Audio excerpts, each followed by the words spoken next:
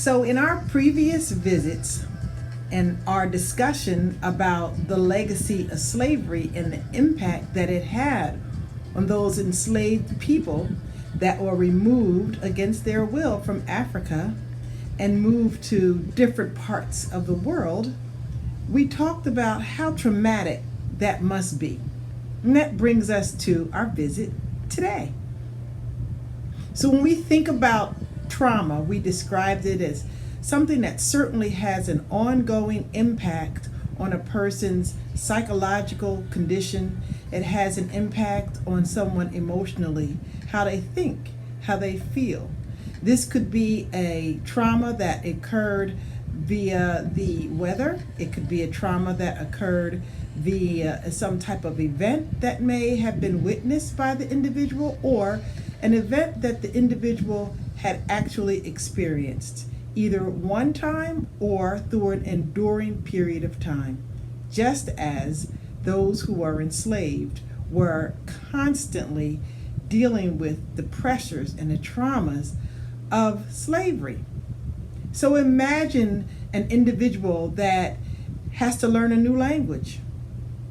You're given a new name, perhaps. You're asked to work in clothing that is not customary to you. You're asked to eat foods that are not customary to you. You're whipped. You're raped. Your children and your families are torn apart. Well, how does that affect someone during the generational process?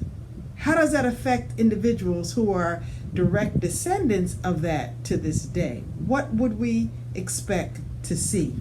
So we clearly understand that the impact of slavery was a significant trauma to African American peoples, which was carried through successive generations. The current civil unrest in response to ongoing ethnic injustice in the United States clearly highlights the entrenched trauma that African Americans continue to experience and continue to carry across generations. For example, the killing of young teenagers like Emmett Till, Trayvon Martin, needlessly traumatizing their families and the community that surrounds them. Imagine the traumatic feeling knowing that your brother, your uncle, your cousin has been murdered by police officers, like George Floyd and Eric Gardner. Imagine the trauma that their families feel and their communities as well. The massacre of Black Wall Street was another historic event that caused enduring damage, both economically, psychologically, physically, emotionally, to the African American community. It remains the deadliest recorded act of ethnic aggression in the United States. So in 1921, the Caucasian residents of Tulsa, Oklahoma ignited 2 days of unparalleled ethnic violence against the town's most prosperous African American community. That led to 300 deaths and injured 800 individuals, and thousands left homeless.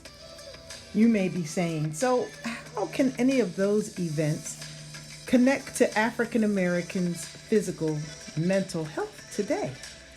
Well, they add to post-traumatic slave syndrome. Now, this term was coined by an internationally renowned researcher, Dr. Joy DeGruy. She described the generational trauma and injustices experienced by African Americans and how that same experience traumatizes individuals to this day. And this is a result of the legacy of slavery. You may be wondering, how does post-traumatic slave syndrome, PTSS, differ from post-traumatic stress disorder, PTSD? Well, you'll have to tune in and see in our next visit.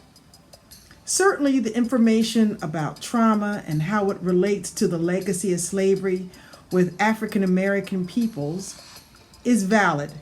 And it's valid that we need to take a look at it and make a change to what we as a people are doing for one another to reduce the traumatic impact that we live today. So remember, you only get one life. How are you living your life as stresslessly as possible? Have you subscribed, liked, or shared this channel with anyone yet? What? What are you waiting for? Hey, I look forward to visiting with you next week. Remember, subscribe to this channel. Peace. Today's episode of One Life is sponsored by Soon Photography, the media that gets you noticed, and Big Daddy Beard Gaming Promotions, live gaming, channel and business promotions. And don't forget to tune in for the debate table. Big Daddy Beard, the gamer's gamer.